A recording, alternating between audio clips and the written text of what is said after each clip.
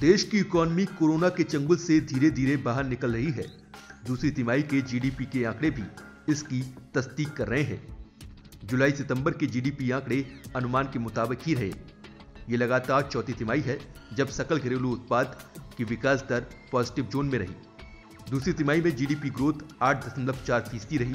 पिछले साल दूसरी तिमाही में जीडीपी ग्रोथ 7.5% गिरी थी। इस साल पहली तिमाही में जीडीपी ग्रोथ 20.1% रही थी।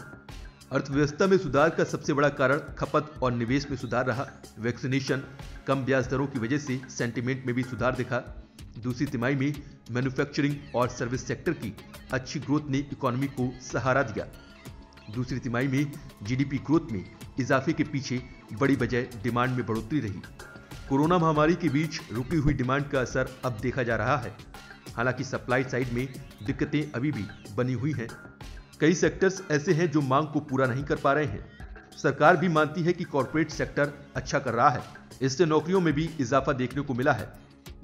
This data clearly shows that corporate income and profit are above the pre-pandemic level.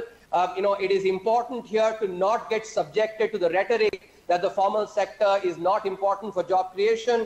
As we have clearly seen, job creation in the formal sector is very important because those are the ones that provide high quality jobs. So the lack of distress or the fact that the corporate sector has emerged well from the crisis is something that means a lot for demand as well and for overall equity in society through job creation. So the corporate sector, formal sector especially emerging is important.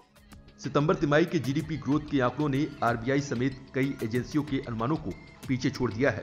RBI ने सितंबर तिमाही में 7.9% growth का अनुमान लगाया था, जबकि SBI research ने 8.1%, Kotak securities ने 7%, इकरा ने 7.9%, बैंक ऑफ अमेरिका ने 8.1% ग्रोथ की उम्मीद जताई थी।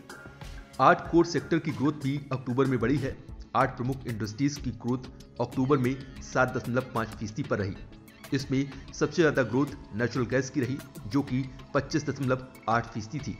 कोयले की ग्रोथ 14.6%, रिफाइनरी प्रोडक्ट्स की 14.4% और सीमेंट की 11.3% ग्रोथ रही। इलेक्ट्रिसिटी ग्रोथ 2.8% और फर्टिलाइजर ग्रोथ 0.04% रही। हालांकि कच्चे तेल की ग्रोथ में 2.2% की गिरावट रही। कुल मिलाकर देश की अर्थव्यवस्था तरक्की की राह पर है। कोर सेक्टर ग्रोथ में उछाल और जीडीपी में बढ़ोतरी आम आदमी के लिए खुशखबरी लेकर आई है। जीडीपी बढ़ने से नया निवेश बढ़ेगा, नई नौकरियां बढ़ेंगी, आम आदमी की कमाई में इजाफा होगा। कुल मिलाकर देश की इकोनॉमी पटरी पर लौट रही है। अगर कोरोना का नया ओमिक्रॉन वेरिएंट और महंगाई बाधा नहीं बनी तो इस साल डबल डिजिट ग्रोथ हासिल हो सकती है।